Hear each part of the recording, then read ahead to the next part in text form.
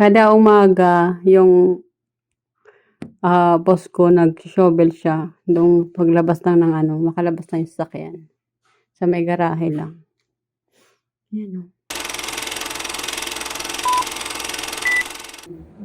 Hello mga ka-dreamers! Welcome back to my vlog. Hello everyone! For today's video guys, may share lang ako sa inyo na isang legit agency na pwede nyo pong applyan kung kayo po ay naghahanap ng agency na pwede nyo pasukan bilang housemaid or kaya skilled worker. Okay, nagde-deploy po sila sa ibang bansa ng housemaid saka skilled worker. Okay, i-share ko sa inyo guys kung anong agency to. I-share ko muna sa inyo guys yung place ko kung saan ako ngayon. Nandito ako sa Hong Kong Airport. Dito sa gate 45, waiting for my connecting flight going to Tokyo, Haneda. So yun nga guys, share ko sa inyo yung legit agency sa Malate, Manila na nagde-deploy po sila ng housemaid sa mga skilled workers sa iba-ibang bansa. Okay, ang agency na to guys ay Hard Earned Opportunities Agency.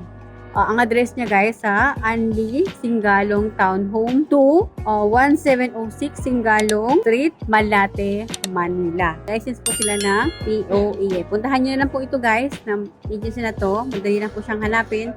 Nasa Pedro Hill lang po ito. Konting lakad lang po kayo, ay mahanap niyo na po agad ang agency na to na Hard Earned Opportunities. Deploy po sila ng housemaid sa bansang Hong Kong, Singapore, Malaysia, Oman, Saudi Arabia, at Qatar. Ulitin ko guys, mga bansang dinideploy nila ng mga housemaid ay bansang Hong Kong, Singapore, Malaysia, Oman, Saudi Arabia, saka Qatar. Yes guys, yan po yung mga bansa hawak nila na pwede silang mag-deploy ng mga housemaid. Meron naman sa skilled worker naman guys, mga bansang available sa kanila na pwede nyo pong applyan kung kayo po ay mga skilled worker. Una, Poland, Cayman Island, Qatar, Saudi Arabia, Dubai, Kuwait. Okay, yan yung guys, yung dyan sa bansa. Kailangan nila mga skilled worker. Ulitin ko, mga bansang kailangan nila ng mga skilled worker dito sa Hard Earned Opportunities Agency ay Poland, Cayman Island, Germany, Qatar, Saudi Arabia, Dubai, saka Kuwait. Okay, don't worry guys, meron silang POA license. Puntahan nyo lang para masigurado nyo itong agency na to at makita nyo na rin kung saan banda siya located. Mga basic requirements lang nito guys, siyempre yung experience nyo, passport nyo, birth certificate, marriage certificate, yan lang mga kailangan nyo guys sa mga documents. Kung meron kayong certificate sa high school, certificate sa college, mga TUR, i-ready nyo na rin para meron kayong hawak at madali na po kayo makapag-apply sa kanila. Mas maganda guys na mag-apply kayo ay kompleto na po yung mga documents nyo para kapag nag-inquire kayo sa agency na to ay madali na lang po kayong makapipili. Madali kayong ma-interview kasi nga kompleto yung documents nyo. Siyempre, kailangan nyo din po guys mag-provide ng NBI. So, ano pang hinihintay nyo guys? Square na kayo dito sa Hard Earned Opportunities Agency na nangangailangan po sila ng housemaid at saka mga skilled worker na pinapadala nila sa iba-ibang bansa. Ang dami nilang hawak na bansa na pwede nyong pagpilian kung saan nyo gustong pumunta. Kayo na lang mamimili kung saan bansa nyo gusto o kung saan bansa kayo gusto makapag-experience kasi ang dami nyo pang pagpipilian guys. Dun sa housemaid, I think much better po piliin nyo na ng Hong Kong. Kasi nga, pag sa Hong Kong ay malaki na po ang sahod ngayon. Nasa 38,000 na po kasi nga nag-increase na po. Effective yung January 1, 2024. Tapos sa skilled worker naman guys, di ba malaki naman ang sweldo ng skilled worker? Kasi nga, mga mahirap trabaho to, di ba? Tapos napaka-in-demand talaga pag skilled worker. So, guys, go na! Apply na kayo, ready nyo na yung mga requirements nyo. Lahat ng mga requirements na meron kayo dyan, kung wala pa kayong mga requirements, asikaso na kayo.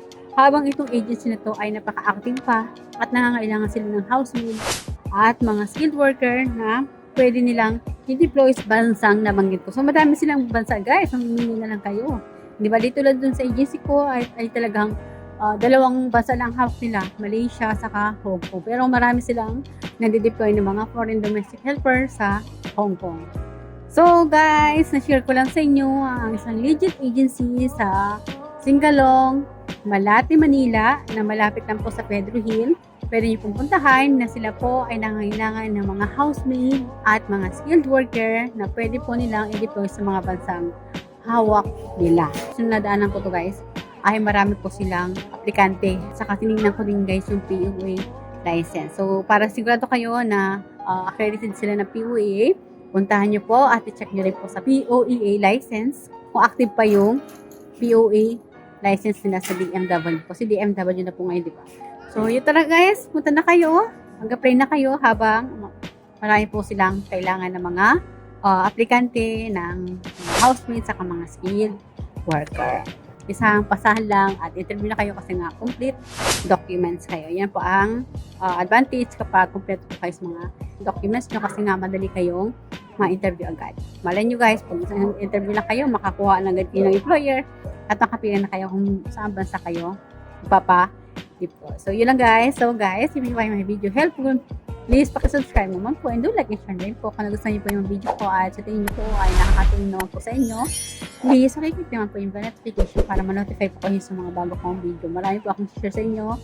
At mag-share talaga ako guys na mag-share hanggang sa may alam ako at sa mga kung may experience ako, i-share ko sa inyo para magkaroon na po kayo ng idea. So yun lang guys. Good luck. Thank you for watching. Bye. God bless us all.